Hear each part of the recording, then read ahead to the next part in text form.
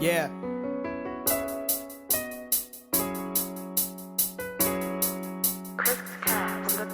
Yeah. Yeah. Allow me to introduce myself. Just in case you don't know. Say hello. Hello. Hello. Yeah. Say hello. Say hello. Now I don't quite know how to start this. I can't lie, there's been some conflict. You've been a plight that's in my life. I try to use another episode of the All Things Aviation podcast. Everybody's here. By the way, we're gonna start a new tradition. Okay, when I introduce you, everybody has to go yay! Yeah, especially the ATAP. Yeah, sounds good, huh? Especially the ATAP crew. So, yes, another episode of the All Things Aviation podcast. I am your host, Daps, and today we've got co-host Seth Van Beek. Yeah. We've got in the news section, we've got Nadine Smallwood. Yeah. All right. And in the hot seat today, we've got a special man all the way from the United States of America. Our friend, our brother, Sean has decided to join us on the podcast today so we can talk all things drone operations. Sean, how are you today, bro? Doing great. I'm happy to be here. Excited to talk about drones. Yes, sir. Yeah. But so I think we should just jump right into it. So myself and the team, we've been sort of like thinking about the direction that we want to take this podcast. But in a way, it's been pretty clear for the longest time that it's all things aviation. So that means that we're not just talking about aircraft. We're not just obviously talking about general aviation or commercial aviation, or we're not just talking to airline pilots or general aviation. We want to talk to everybody. It's all things aviation. We even want to have the space guys come on the podcast. So why don't we start right at the beginning? So how did you get started in drone operations? So it all started once COVID hit. Okay. So when COVID hit, I was a police officer. I was in training to be a police officer with the Taxi and Limousine Commission here in New York City. Long story short, we just do car stops, generally check out the cabs, make sure everything's up to date, everything's good. I was in the academy for that. And then as we went forward, COVID hit, and it was a big rush. Got to get these guys graduated out of the academy. We got to get them on the street. We got to get them working. So, but of course, once we go out on the street, the stay at home, and we had a 50-50 work schedule because they couldn't have too many guys in the base at the same time. So basically, we had a lot of free time. So one of the best things to do was just take a walk in the park. So one thing I was seeing at the park was this drone flying around. I'm like, who's following me? What's this? And I saw the guy. I'm like, so what's this? What's this story? They're like, just flying my drone around. He was a big recreational pilot. Got to talking with him a few times.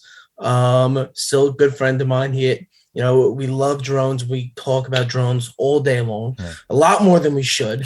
And, so I bought the drone. I bought a Skydio 2, and I bought it in November, got it in, I want to say, this end of December. It took a long time to come. Wow. When it came, it was like, it was like a kid on Christmas, really close to Christmas, opening it up, ready to go, running right to the park, starting to fly it. And it was great. Loved every second of it until my mom just goes, so you bought a $2,000 drone. But I'm like, Ma, look at the drone. It's so cool. Spent $2,000 for a drone. So I'm like, watch, Mom, I'll make money with it. So then kind of moving forward, I looked at it and I was like, okay, I'm good with editing. I understand the basics of it. We can go forward. We can make a little business out of this.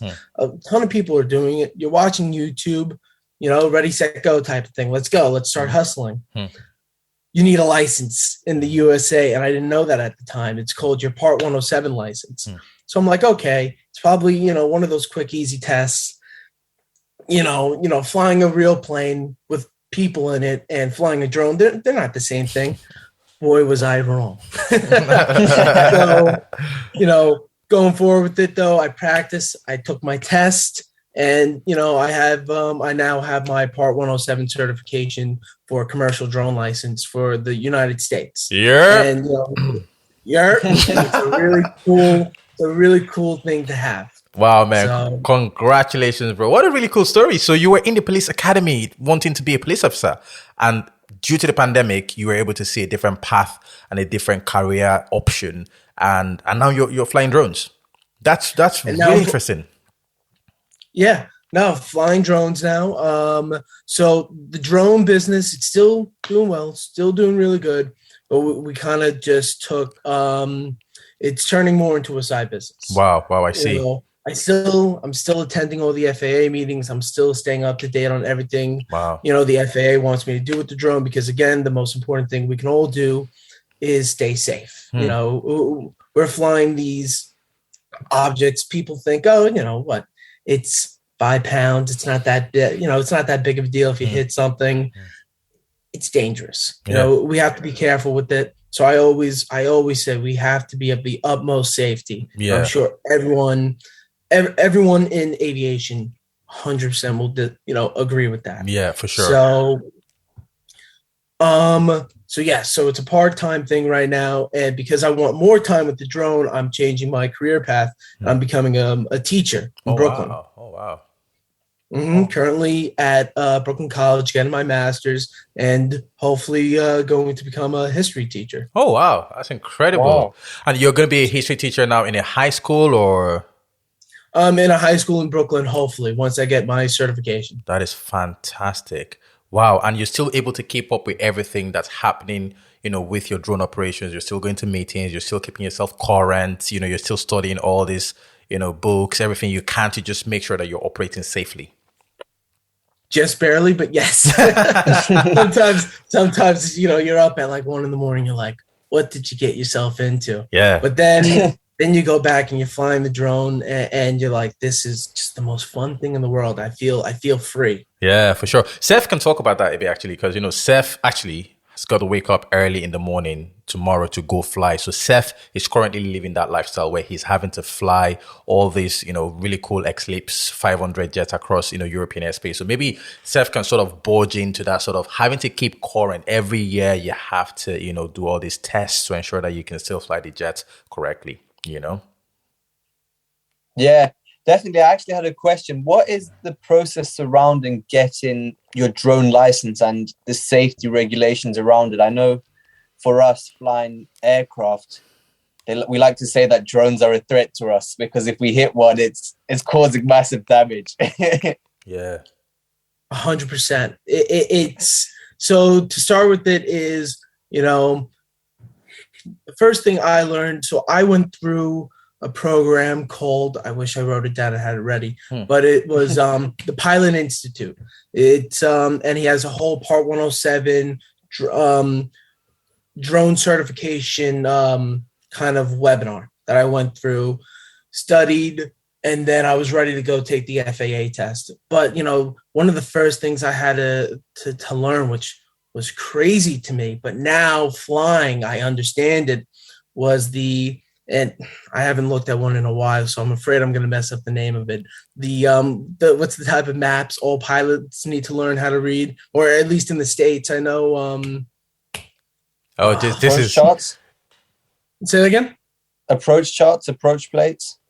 So something like that. It was called something different. I'm a little embarrassed. I can't remember the name of it right now. But you have to just learn where it goes to all the different types of classes of airspace. All right. Oh, I know what you're talking about. Yeah. Sectional charts. Yes, oh, man.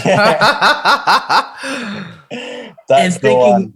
Thinking as a drone pilot, like, what do I need to learn this? Yeah. The basic, you think it's the basic rule. You can't go higher than, 400 feet from your current location, and you can't go more than 500 feet in any direction, left or right. Wow. And, you're thinking those simple rules, since when am I ever going to have any, commercial jet about 400 feet over my head. That shouldn't be an issue.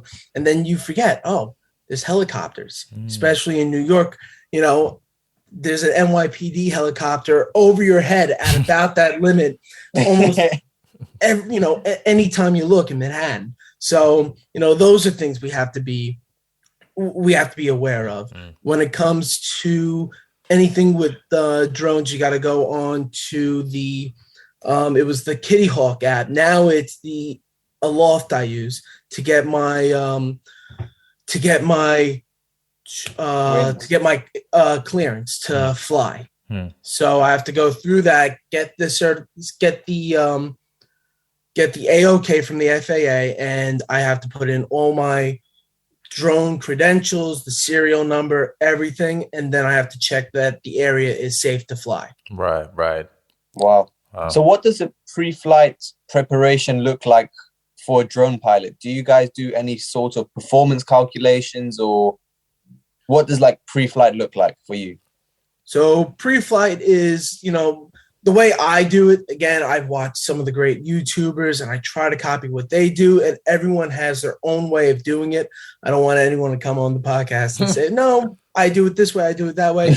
Everyone has slight variations to the way that they do it. But the way I like to do it is, if anyone calls me about a job, or if I'm just going for recreational fun, I look at the area. I try to see, you know, I take a look at the sectional chart, because I have one in my room for everything within New York City. I like to stay close to Brooklyn, Queens, and I just take a look at the sectional chart. Is there anything I need to be aware of? Is there anything I need to be known of?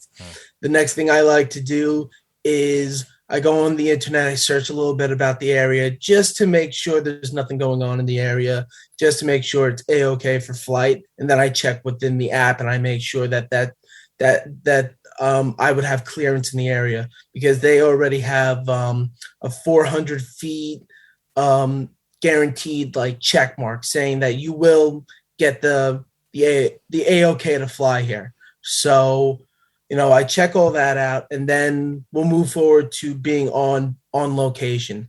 You get on location, and then I always take out the drone. I check all my rotors. I make sure everything's good.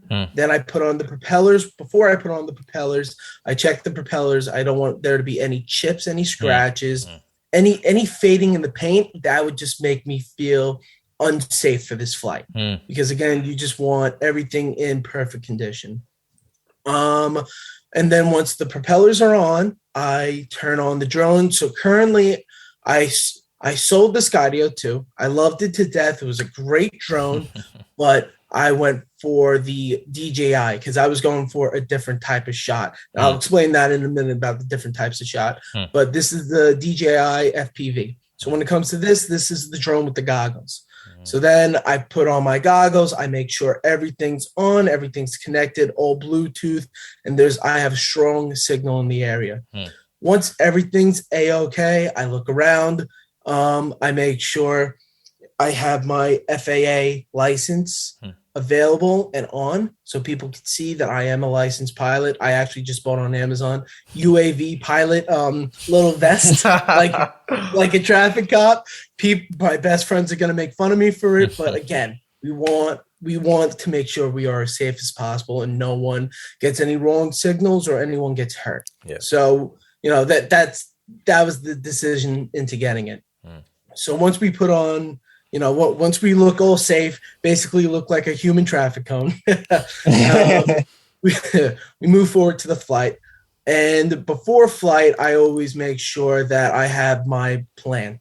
So say there's a certain shot of the field I want to get. I go up and I plan, let's check out. I give myself a range of 150 feet high above my head to about 300 feet. And I test out all those shots. There's, you know, you can take pictures, all that. And I just plan where I'm going to go with the drone and what area of space. And I always also like to bring a friend to be my visual observer. They can just see where the drone is as I like to say, where it is in the sky. And I see it from my first person view. So those are all the things I like to bring along before. You know, that's basically my pre-checklist. Sounds good. So, you're talking about the goggles. Do you actually see like a first person point of view from the drone through the goggles? So how did my friend put it to me? And he put it perfectly. I feel like a fighter pilot. Oh. He feels like he's in the drone and he's the one personally flying it, in which to a sense you are, even though you're on the ground with a remote controller, but just to have that view of it. I'll never forget when I was a kid, when VR started to become more of a popular thing. I remember wearing the VR goggles and I just felt like, oh my God, I'm there. I'm on the edge of the Empire State Building with 1 foot balancing, So with these VR goggles, the technology is so far in the future. It feels insane. So, you really do feel like you're in the cockpit and you are flying this thing, which feels also a little bit more dangerous. But once you go through your safety checklist and you make sure you have a strong signal and you make sure everything is good, then you're reassured and you feel safe. It sounds like we need to get a drone, man. Crazy. That's Eli will be coming to your house once you get it. Yeah, that's the next step. You'll be looking at me from like outside, like trying to look inside with your first person view. But yeah, Sean, you're saying about how you so initially started off as a hobby, right? And then you went on to start taking on some business projects. So now you're working, you're taking on jobs. So what does that look like? And how's the business side working at the minute? So did you start, looking for jobs on the internet, or how did you turn that into business? So again, when from learning from family members, when it comes to anything about business, is you need to make sure that there's a need for it. Because if there's no need for it, everyone's going to say, oh, that sounds like a great idea, but I don't need you. So I went around and I started talking to friends. The first thing I was really doing is COVID here in the States. And it was that first, before any Delta variant, before anything, it was that first taste of freedom we were starting to feel. And I'm like, okay, businesses were hurting. Let me try to do a little bit of a discounted rate, and let me do a little bit of promotional video for these businesses, and just also to get my foot in the door to get started. So I went to, I started with my aunt's gym, and I went over there and I did a whole video just of the people working out. They did a little jog to the park. They were doing their workout. I had the drone flying around in there to get that view. And then I was just doing a little pull-out shot. And then I was, as I'm doing more and more jobs and people were open to jobs, because I gave a discounted rate to do a little bit of like a reopening video. Like, hey, COVID's at that ending point. We're ready to be open now. Let's get back to business. So that's the vibe I kind of started with. I was using that to my advantage a little bit. And also I was trying to help some businesses out because, what was going on was horrible. And to see so many people losing jobs and, for sure, losing their businesses, it was really hurtful to see. So I couldn't, sit around and just watch that happen. I wanted to help out in my way. Yeah. And I thought that was, a way to help them out, help myself out, and help grow the business. That's amazing. A lot of people were living in New York, in the thick of the pandemic. They were heading to, warmer parts of the country. They're just trying to get out of New York. So, there was sort of like this sort of doom and gloom that sort of took over New York in a sense. And just hearing you talk about how you wanted to be an integral part of your community in, shedding a positive light and, gearing people to get back into work and get businesses going is really, really good to see. And I appreciate that you've done that. So what's the state of New York like now? Is everything sort of back to normal, or is it still getting there? Or what are your thoughts? Because you live there. So, yeah, true. So no, being here right now, again, we just had that wave of Delta come through and it was a little bit of, oh no, we're going back. But again, the way it was being handled, there were some good things going on. People here are getting vaccinated. So that was also a plus. And, we were seeing more and more people out more. And people were out and about, as I like to say. So that was definitely a good sign. New York is still going through some of the struggles, but you know what? Anything is better than what it first was. And, again, it's good to see my community back out there. I'm in the park. Just to see people smiling. I was locked up in my house, and I had to resort back to old videos of old TV shows just to see, have a little face-to-face, see what a face-to-face conversation was like. Because after about a month, I couldn't talk to my parents anymore. we were all just knocking heads. Yeah, I think that's worldwide. A friend of mine was saying that, she feels like she's forgotten what it's like to communicate in public. She feels like she's forgotten what it's like to be socially, just normal anymore. Because if you've been at home for over a year and a half, you start to just develop this sort of weird way of doing things with yourself and by yourself, and you're watching videos and everything is virtual. When you get out there, you forget how to talk sometimes, So it's kind of good. I mean, in the UK, we're doing things, aren't we, guys? We're out and about, people are panic buying petrol. So it seems fun. We're having a great time here in the UK. So what would you say has been your biggest challenge to date with your whole drone operations? And take me back to even when you were studying for your exams, did you find them challenging? Was there anything, how long was the exam? All that, everything about that. Of course. So to start right at the beginning, let's just start, what was the first challenge? The first challenge was the test, to take that Part 107 exam. It was definitely challenging. They said, okay, here's something simple. It's a sectional map. And I'm like, oh, okay, that sounds easy. I see maps all the time. I use it to get to work. I'm looking, I'm like, and then they're like, oh, don't worry. We're going to give you the answers. Here's the key. I'm looking, I'm like, what? But after definitely, and it was also good to have a little bit of, it was that easier schedule. I was more home, so I was just hitting the books. Because again, like I said, couldn't talk to my parents anymore. we're all locked in our different quarters of the house. So just kind of full facing into a book, studying. And I got more and more comfortable with it. But yeah, to be honest, the first time I took that Part 107 license, I failed it. Wow. But, as I like to say, and also, again, this is the history teacher in me, without failure, we'll never see true success, and just to take it back, because this is all things aviation, and I had it ready to go, the first people to ever have a successful flight, the Wright brothers. For sure. Correct? Yes, sir. Yeah. Do we all know how long the first flight was for the Wright brothers? 15 seconds. Something like that. I was going to say 10 seconds. 12 seconds. Wait, so we've got 15, we've got 10. 10. I'll go for 18. So It was 12 seconds and 150 feet. 150 feet. And it ended in a crash. But that 12 seconds of pure flight, they said, we got this. Yeah. We got this. We need to fix A, B, all the way to Z, but we got this. We got this. And then they went on to do 4 more flights. And at the end of the day, 59 seconds and 850 feet. What a difference. It really brought us, to a really horrible crash. If I heard, hey, Mom, I invented how to fly, but I crashed in about 12 seconds.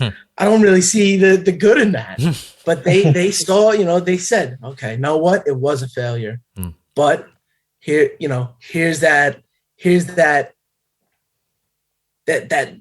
answer. We need to fix this within the rudders, or we need to fix this within the engine.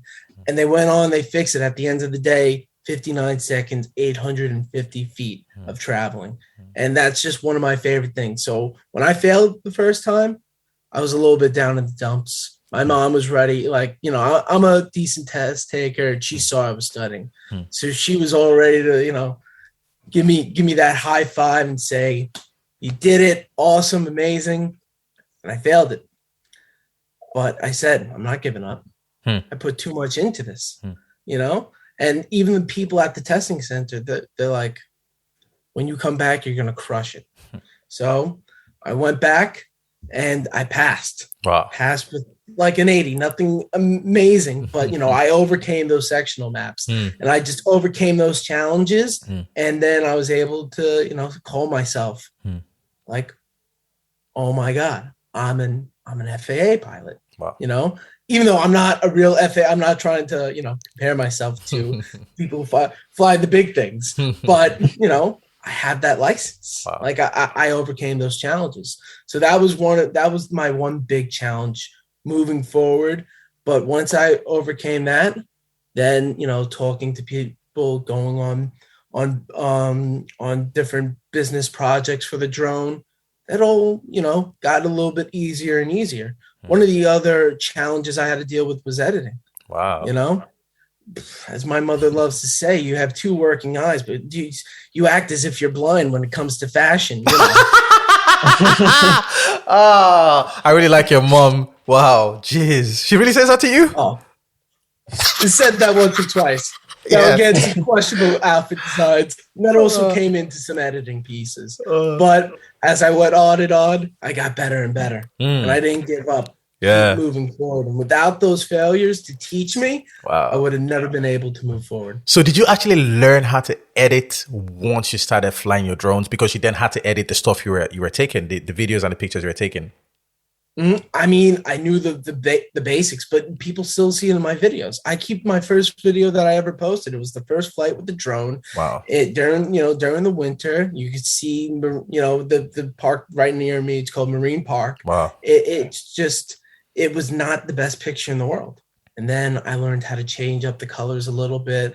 I understand the transition of different clips to others. I understand the movement that the video was supposed to go in. And then I got better and better and better.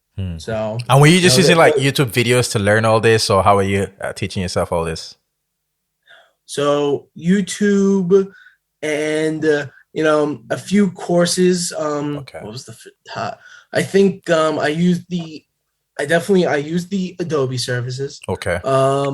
And I also, a lot of it was through iMovie as well. Just YouTube videos, those random strangers giving me advice and just learning how to do those simple tricks. And then you get one trick down, then that turns into 3, 4, 5. And now, it looks like a professional video. Wow.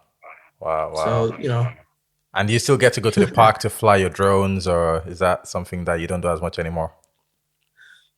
I still go to the park. Now there's a lot more people there. So, I don't want to, not scare, but I don't want anyone to like really be watching the drone. So I haven't been to the park as much. And also I've been there, that's the whole point. My goal is, you see my background. I want to go and get that shot. Yeah, for sure. So, that's the other big thing. Again, I got some of the best views in the city in my backyard. Wow. And, I'm always traveling to different places within FAA regulations, wherever they give me the A-OK. I go there and I try to get those shots. Wow. And all of this can be found on your Instagram page, right? Because I think you have a special, like you've got a second Instagram page for your drone work as well. Okay. What does that say? What does your hat say? Skyscene NYC. That's the name of the company. NYC. Or wow. the business. So, wow. That's interesting. And you've got an Instagram page for that as well. So guys, definitely go check out Skyscene NYC. There's a blog. Wow, this is all very interesting, mate. Seth, I was wondering, do you have anything to ask or add? I'm learning so much. I've always wanted to know about how the other end does it, and it's amazing. It's mind-blowing, the knowledge that's required into it. I just wanted to find out about the exam. Is it a multiple choice exam? Do they ask you about the forces in and around the drone, so like lift, drag, and that kind of stuff, or it's only just relating to the area and restrictions when flying? So when I remember taking it, also I gotta go back again. There's a new test for Part 107 pilots. I took it back in March. There's a new one that allows you to fly at night, and the new drone I have now has those capabilities. So there are some changes from when I took it, but when I took it, it was sectional maps. Just learning the basic rules. Again, you can't be higher than 400 feet from where you're standing. You can't be more than 500 feet either way. What were some simple ones? You can't be within 2,000 2,000 feet of a cloud. That was one that I was like, how do you measure that? But just it was some simple ones. The sectional maps are definitely hard. I always say just take some extra time to study those. And it's been a while since I took that test. What else? It was just some simple questions. But yes, the format of it was multiple choice. You're sitting in the testing center and, you can't talk to anyone. The good thing is they do give you that key, and they also give you a book with diagrams. That was the other thing. They give you diagrams with certain things that you have to understand and know.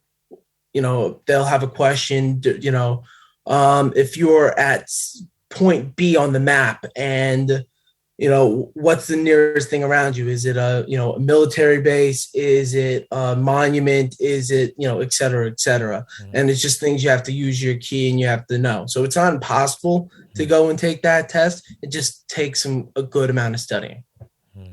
Wow. That is amazing. So do you check the weather also before you fly, or it's just like the sun is shining, let's go? Well, that's great. The only reason I'm laughing because you're asking that is my father is a meteorologist. He has a degree in meteorologist. Don't ask me how. It was a whole thing of events. He became a high school principal. But anyway, he's a meteorologist, and he's always the first person I text. Like if I could show you my phone, I would. I'm like, Dad, is it go time? He's like, checking the weather now. Get back to me in about a minute. It's go time. But weather, of course, we always want to make sure it's perfect conditions. Sometimes I like to that's where I get a little risky with it. I like to get those good snow shots. Me and my father, we love the snow. So we think those are the most beautiful views. So we always try to go and get those perfect shots. It's a little dangerous, and I don't suggest anyone doing it. But that was maybe the one thing that we went to go get, and ended up being some beautiful shots. Wow. Let's get into something a little bit off topic. So Sean McDonnell, the one thing that we have in common is that you're Irish. Obviously, you're American as well. So is that like obviously some Irish roots there? So yes, so Irish roots. So one of the jokes, we love is when I was in Ireland, a friend was driving me around and he goes, "Oh, Sean, it's the American Embassy." I look, I'm like, "Oh." I'm like, "I don't see anything." He goes, "No, it's McDonald's." Yeah. Oh, this guy with the jokes, man. I'm like, okay, good one. That's a great one, Liam. But it's McDonald's and Starbucks, man. Anywhere even like any country, man, it's Starbucks as well, bro. Once you see a Starbucks erected by McDonald's, we're in America, baby. Exactly. So but I mean, in Ireland, I have family there, and I can't mess it up because if my grandma sees this, she will yell at me. But we do have family all over. We have family in Dublin. My grandmother is from Sligo. Oh, lovely. And my grandfather is from Mayo. Oh, wow. We had a tough Saturday or Sunday. It was Saturday. The championship was on, and just God, that damn curse. God, just Mayo. But anyway, but we love him so much. Every time we see each other, it's always love you, goodbye, up Mayo. Yes, absolutely. up Mayo. Ready? Sean, I have a question for you. Go for it. You've had Guineas in Ireland, haven't you?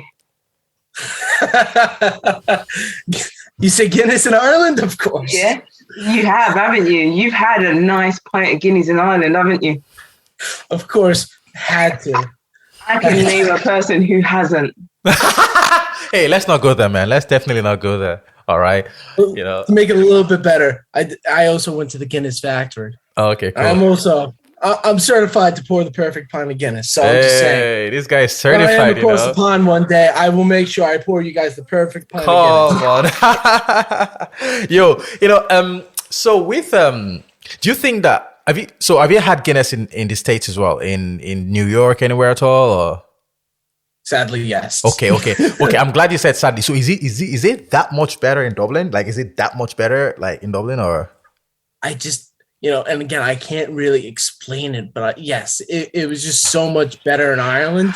Maybe it was just the history behind it. It's the water. Idea behind it. Yeah, the water. It's just so much better in Ireland. Yeah. Well, Nadine and I are going to go to Dublin soon, hopefully. And I'm going to have an Irish Guinness for the first time. Hopefully going to go to the Guinness factory as well, because it's right on Temple Bar. And I lived there, and I never, for almost 16 years. And I never once went into the Guinness factory.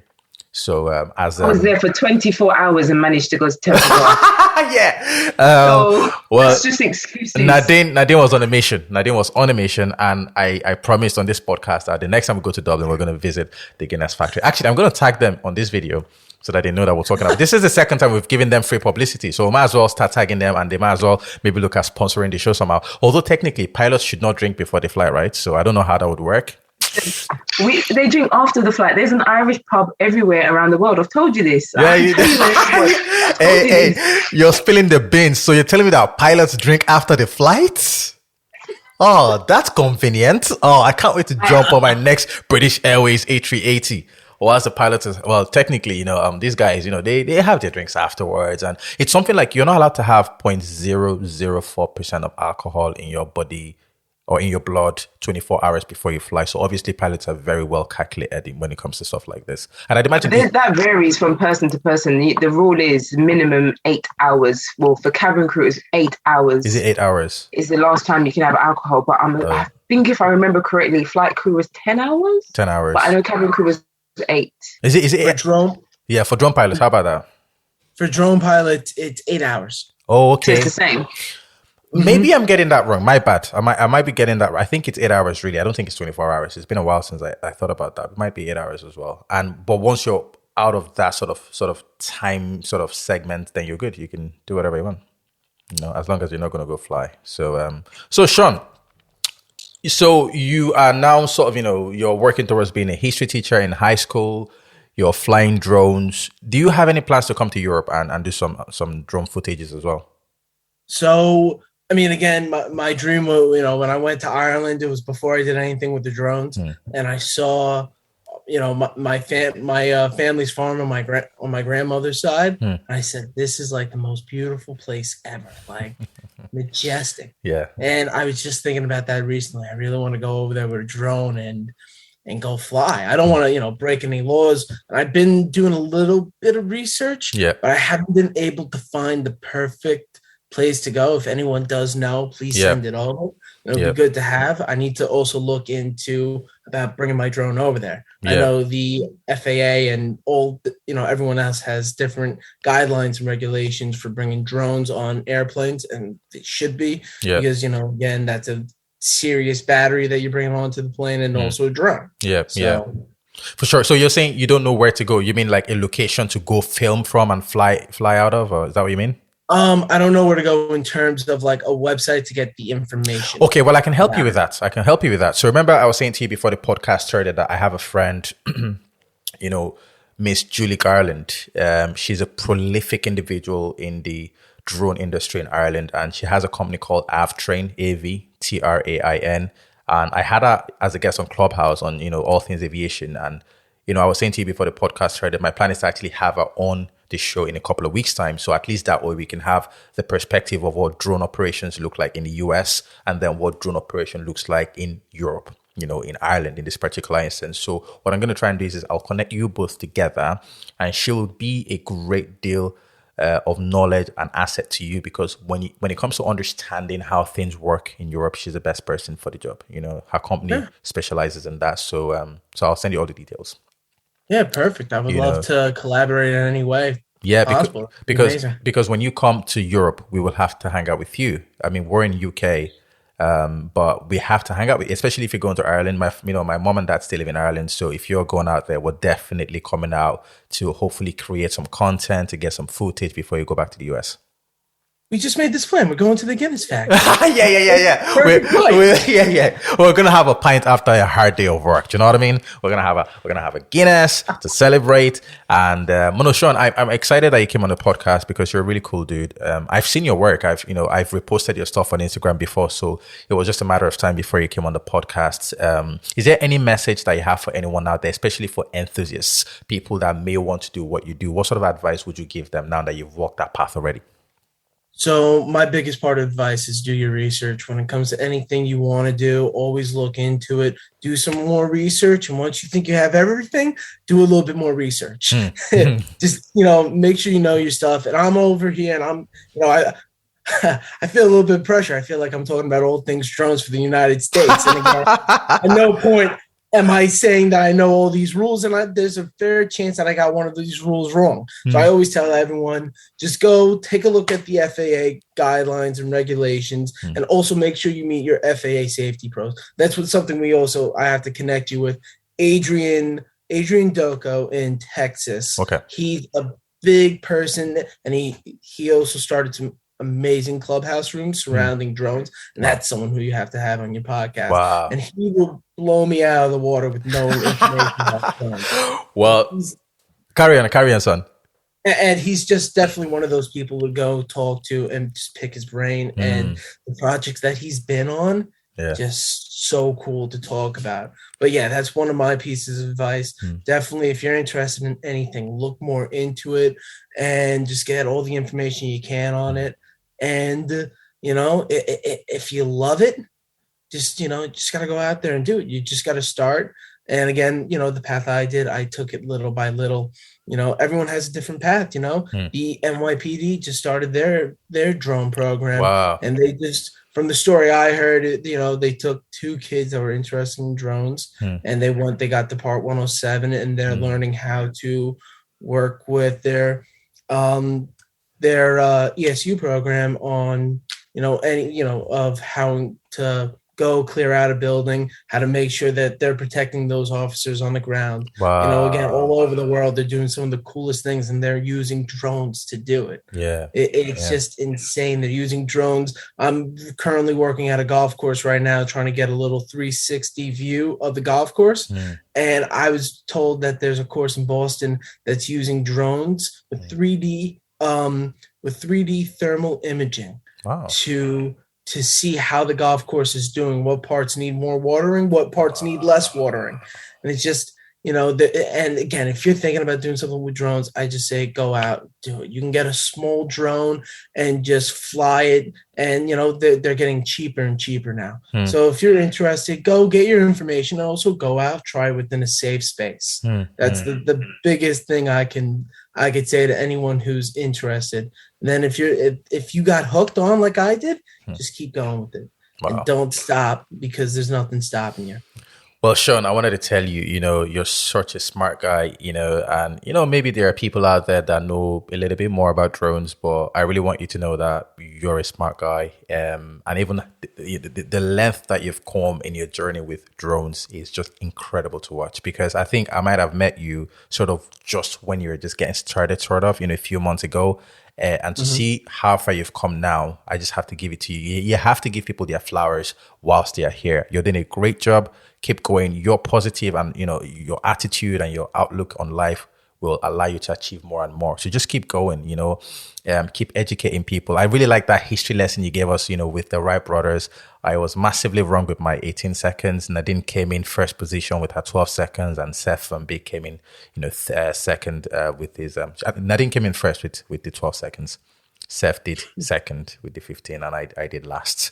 So I'm gonna. But before we do end this, I want to just say what you're doing right now, Eli, and what your whole team is doing is really awesome. And just a little story on you. I don't know if you remember this. The first time we met each other, it was one of the first All Things Aviation podcasts. And we're in, and I forgot the name of the woman, but she was just, a person who's casually flown on planes a few times. But she goes, know what, guys, and we're in a room with some serious people. Me, Eli, we have some fighter jet pilots. We had some commercial airline pilots. She just goes, my son is fascinated by airplanes, and how Eli got this community together to just give her tips and tricks of how to get her son more into it, and how to point him in the direction of becoming an airline pilot was one of the coolest things I saw. And you got that community together just to help her. If that kid becomes a pilot one day, that's because of you. Well, thank you. I just wanted to let you know you're doing some really cool things. Both you and your team, you guys are doing amazing things. So please. Keep it up. Thank you so very much, my friend. I appreciate you for that. And just before you go, also, we do have a new segment on our podcast, and it doesn't take long at all. Nadine looks at the news before we have our conversations, and she tries to find stories that we can ask our guests, and we can try and get their perspective on it. So obviously, today's news is going to be drone related, and Nadine, over to you. You guys ready for this one? I can't wait. Right.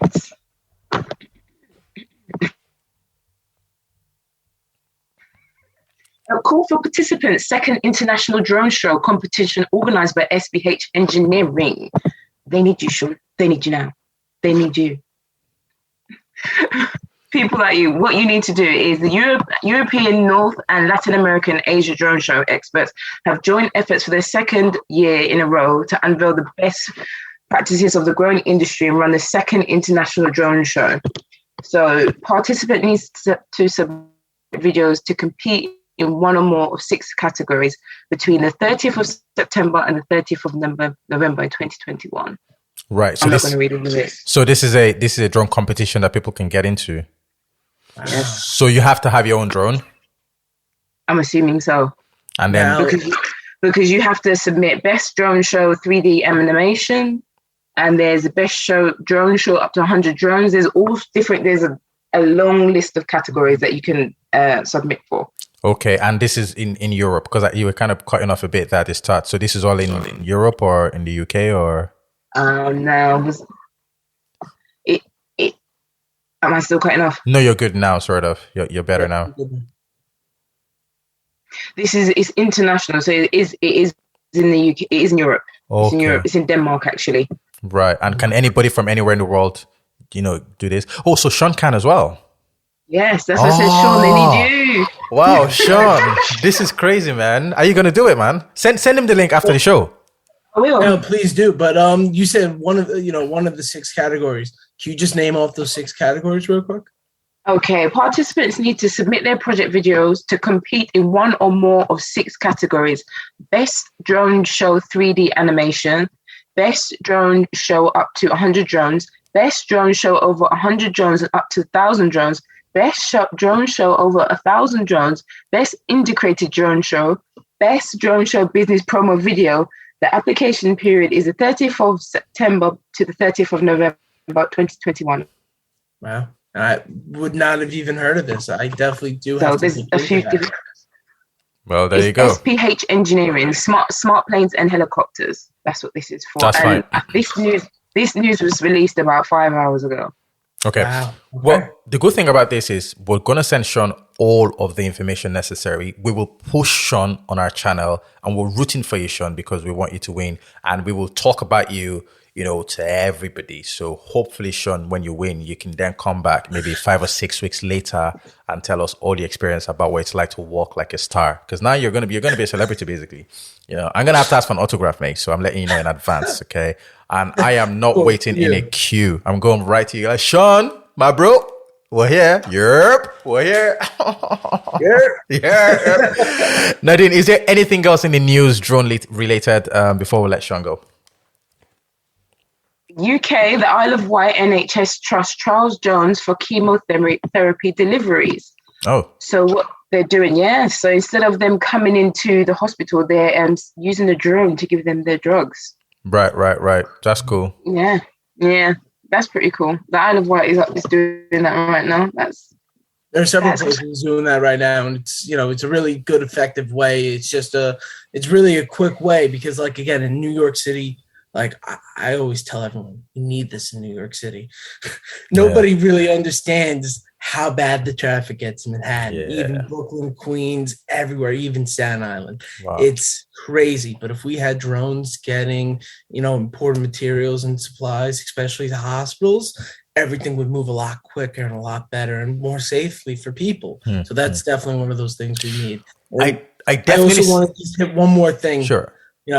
I am definitely interested in doing that. But again, that's something you need a good team around you to. So if there's anyone interested, because I am interested, if there's anyone interested in the drone world that's willing to help out with that, I am definitely up and interested into talking more about it. But I am definitely interested in it. Well, you heard it, man. Everybody reach out. I want you to blow Sean's DMs. Make sure you hit this man up and show your interest. But yeah, definitely, you're right. I think, having a team around you makes things work a little bit smoother. And that's, I've been blessed with the best team. Like you said, you pointed out Nadine, Seth, Dan, who's not here today.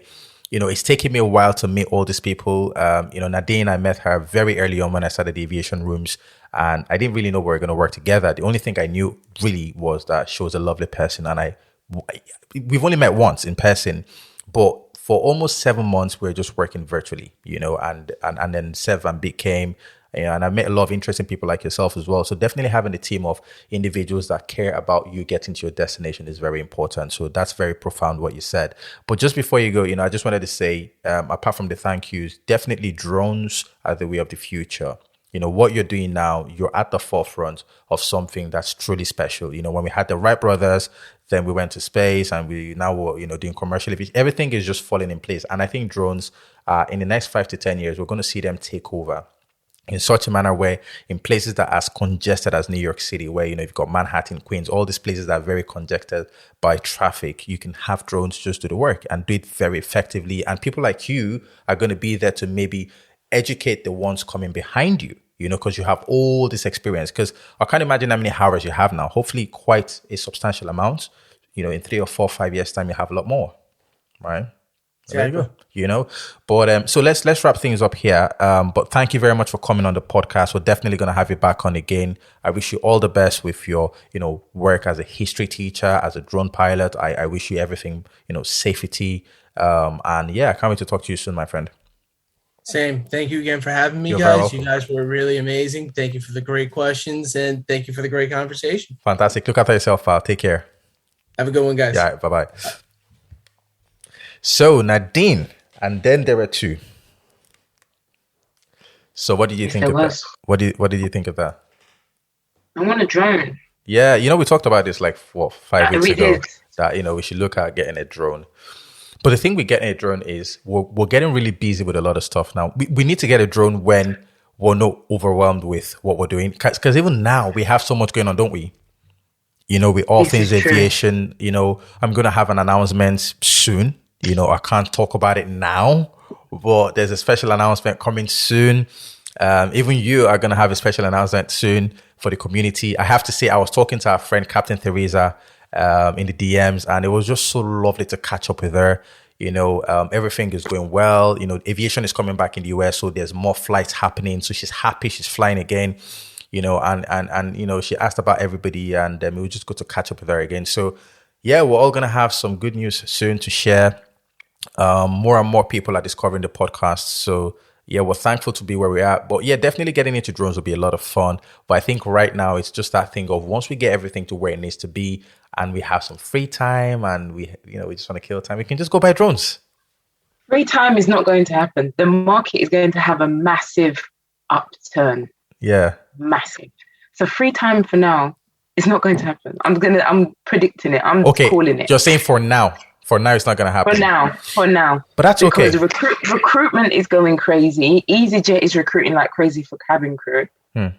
You've got you've got BA pilots going over to Qatar to fly the aircraft. Yeah. You've got South African and Kenyan forming an alliance. Pan-African. Yes. The industry is busy, and you've got Flybe coming back out of nowhere. Yeah. But they just decided to come out. You know what, Nadine? We thank God for their lives, but the way ATAP is going to run, we will have free time because we are going to be a cool company. We are going to be a cool bunch of individuals that don't overwork ourselves. We're going to, work hard and and play even harder because, what's the concept of most companies, they work hard and it's just, there's so much going on. That's not the life I want to live. I've put a team of great individuals together and I want us to have the best time. I want us to earn as much as possible. And I'm saying this now, and when this eventually happens in a couple of months or a year, I'd say a couple of months from now, I want us to earn really good salaries. I want us to have a great time, and I want us to impact of our income, isn't it? Like Seth always says, is to be able to reach out a lot of people and impact people. I want, people from all over the world, who feel like they don't have access to aviation, they see what we're doing and they say, well, I can be a pilot, or I can fly drones if I want to. I can be whatever I want to be, because if these guys can do it, I can do it too. It goes back to where I'm coming from, my history, that whole thing of, could I ever have done this? And it's a massive turnaround, isn't it? Because even though I didn't become an airline pilot like I wanted to, I'm still involved in aviation somehow. And maybe this is where everything I've done in life has led me to this moment, So sometimes you have to exercise a level of patience. It's a virtue. And sometimes in life as well, you just have to go through certain experiences that turn your life around. So we're definitely going to have our free time. Let the aviation industry go crazy. That's their business. And I'm happy for them and we love to see it. But I'm not, it's like they say, Nigerians always say, I can't come and kill myself. It's true. You can't come and kill yourself. Let's just do what we're doing well, enjoy, and let's have fun. I want to go to America soon and go and do some work. And my Nigerian accent is coming out all of a sudden. But I want to go to... I hear it. I want to go to America and go and have some fun. Yes, if you're listening to this... Listen, when I'm trying to have fun, the Nigerian... They say you can take a man out of Lagos, but you can't take Lagos out of a man. That's just facts. I'm a Lagos boy, born, not raised, fortunately enough for me, thank God. But yeah, so that was a great episode talking about drones. Did you feel like there was any questions that I could have asked him that I didn't ask him? Or do you feel like any questions that we missed out on? Because Seth asked some really good questions too, technical questions. Is there anything you think we missed out on? I don't know. Okay. No, that's fair enough. I'm not sure. Okay, that's fair enough. That's a good thing, or a good sign. Because drones is still so new and not everyone's aware of how it works still and the possibilities and the employment around drones. Yeah. So it's still quite new. Okay. That we've got companies like Skyports that are really invested in drones and the transportation of drones and transportation of delivery of things with drones, but it's still fresh. Yeah. Everything's trialing stage right now. Yeah, for sure. Well, the good news is, we can go back and listen to this episode and see, what we learned from it. I think that's a good thing for us to do as a team, is to be able to go back and listen to our episodes. And I know this sounds weird that I'm saying this and people are watching us have these real conversations, but guys, one of the reasons why we do this podcast is because we keep it real. We keep it 100%. That's just always been my attitude to everything I do. And Nadine knows, Seth knows, we are real. We are the same people that we are on air as we are off air. So we think that bringing that culture, the reality onto, the camera, onto set is very important. So we're having basically a business meeting right now. So you guys are welcome to our business meeting. You guys can be a fly on the wall.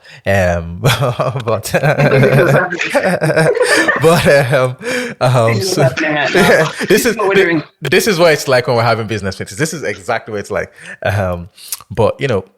I think going back to watch the episodes to see, what we learned, where we can improve on. And also what's really important is he mentions, an incredible man, the guy in Texas he mentioned who's, running the great. So I'll reach out to him and try and get him on the podcast. But I need to bring Julie Garland back on the show. Because the thing with Julie Garland is 2 or 3 episodes already. Yes. Like Julie Garland, because when we talk about drones, what she's doing with drones is a completely different podcast. So I think when I first bring her on, it'll be to talk about drones. But the reality is who Julie Garland, or maybe vice versa actually, because who Julie Garland, actually, you know what I'll do?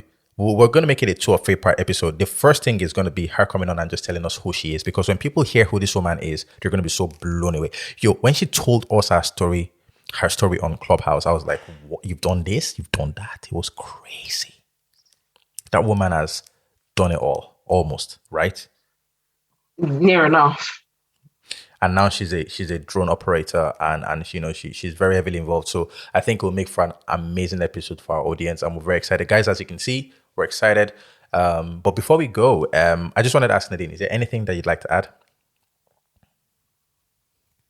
You've put me on the spot. Don't get hit by a drone, basically. That's good advice. Don't get hit by a drone. But if you do get hit by a drone, you might need to call the authorities because, they should not be hitting people. So that's very profound, Nadine. Well done. Don't get hit. No, it's valid. I don't want to be walking my dog in a park and some zzz and then hits me in the head. Come on, bro. That's not on. Also, if you're flying a drone, don't fly a drone into a crowd. Don't fly. Well, these are all profound. It's like you're writing your meditations, Nadine. Are you going to put this in a book? Don't hate someone. Why not? Yeah, why not, right? Write a book. Well, what I want to say before we go is I'm thankful for you, Nadine. I'm thankful for all the great work you do. Seth Van Beek, when you do watch this, I'm thankful for you. You're a great guy.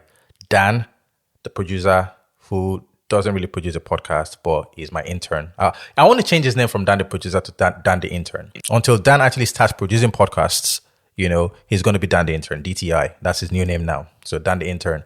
I want to thank him as well for being a great guy and just being there. And to all of our audience, thank you for watching. Thank you for supporting. We're going to keep asking for the same thing. Please share us to your contact, anybody else that might be interested in these videos or listening to this podcast, because it's going to help our reach, our engagement, and hopefully we can become a big enough platform to where we're living our dreams. So help us get to our goal, by supporting us and sharing our stuff on social media, please. And if there's anything that you would like to see, if there's anything that you'd like for us to talk about, because, we're going in this direction, we're talking about drones today and this and that, you as an audience might have a much better idea, and we welcome it. We welcome collaborations. Send us a DM on Instagram and say, hey, why have you not talked about this? This is an issue that we want to talk about, or we would like for you to talk about. We will talk about stuff like that, because to be fair, it skipped my mind. But one question I had for Sean, I didn't think it might have been a question for me to ask him. So I thought about it, and then I said, maybe let me not ask him this. This would be a great question to ask the guy from Texas if it comes on, is the controversy around military drone operations when they're in places like Afghanistan, causing the havoc that they're causing. When Barack Obama was the president, the amount of drone strikes that the US, consulted against some of those countries was absolutely impeccable. But I think that that's a deeper topic to get into, and especially for somebody who has a myriad of experience in years dealing with drones. I think we're going to save that for later. I think Sean is. Let's save that. Yeah, there's a lot of stories related to that, and I didn't really want to go down. Yeah, because it's drone related as well, and the reality is that drones they're positive when Sean is doing it in the positive light, which is great. What we love to see. But the reality of drones as well is the military side is very dark. Some of these stories cover how innocent people. There is a very dark reality behind drones. Some of these stories cover how innocent people are casualties in some drone strikes. So I felt like Sean was perfect for depicting the positive aspect of it, and that's great. And I absolutely enjoyed having him on. But the moment we have somebody else like the dude, I'm saying it now, the dude from Tech, we're going to delve in, because we need to talk about all that as well. But other than that, I just wanted to say thank you guys for your time. It's been fun, and we'll catch you again this time next week. The vibes. You're really wondering what that. What was that, right? Don't be a hater, okay? Don't be a hater. All right. I'm leaving all this in, by the way. This is all going to make it onto the. I know you always do. Final edit. Do you know who's a hater to drones? I can tell you who's definitely a hater to drones. Birds. You think so? I think birds are a hater to anything that flies. Jet engines and birds must not get along. They definitely don't get along. No, they don't. Windshields and birds. No, I bet you birds have evolved since they started seeing flights, like planes in the air. Do you not think? Because they're just flying for millions of years, and all of a sudden planes start flying. They're like, what the hell is going on here? And they've had to maybe adapt to other traffic in the air when the air was just for birds for millions of years. That's a whole different. Imagine if they've had to change their whole migration path because someone decided to put Heathrow Airport there. Well, that's definitely happened, Nadine. That's definitely happened. That's a very profound thought. No, it's true. Birds have had to evolve and change their way of operation and lifestyle because planes are now flying. And for millions of years there was nothing flying except for birds. And within the last 100 years, that's kind of weird.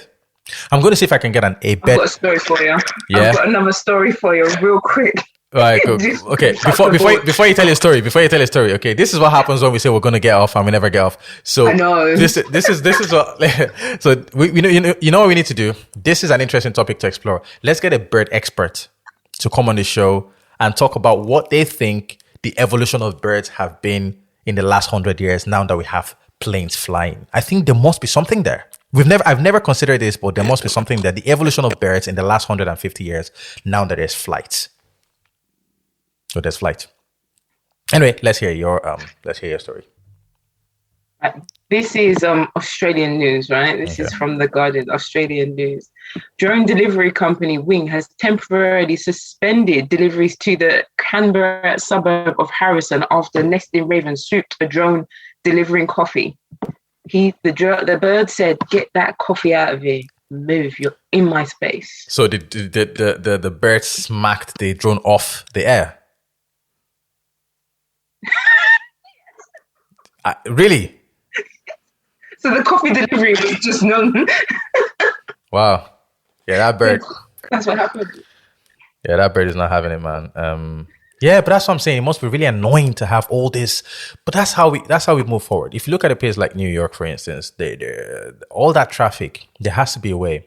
And I think that more drones will be when it comes to delivery anyway, if they eliminate like the vans doing deliveries and drones can do it, that's going to lighten up some traffic. If they eliminate, having Deliveroo, people just eat on bicycles is a very smart idea because that lightens up traffic a bit as well. Not everybody has to drive to deliver food. So just whatever reduces the congestion is what we're really looking for. And it's going to make for a greener planet as well.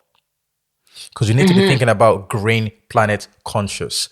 So anything that just helps the planet, that protects the planet, that reduces congestion, reduces frustration and stress, I'm all up for it. And I think that drones don't use petrol or diesel. They're mostly electrically charged. So it's kind of like the wave of the future, in my opinion. But we are now going to jump off, and we're jumping off already this time around. But thank you guys for your eyes and your ears. We'll catch you again this time next week. Take care. Before you get onto a new topic. Yeah. Bye-bye. Yeah.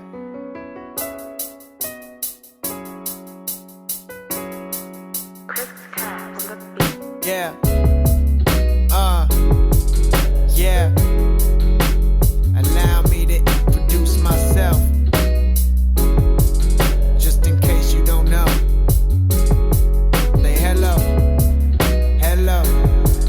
Hello. Yeah. Say hello. Say hello.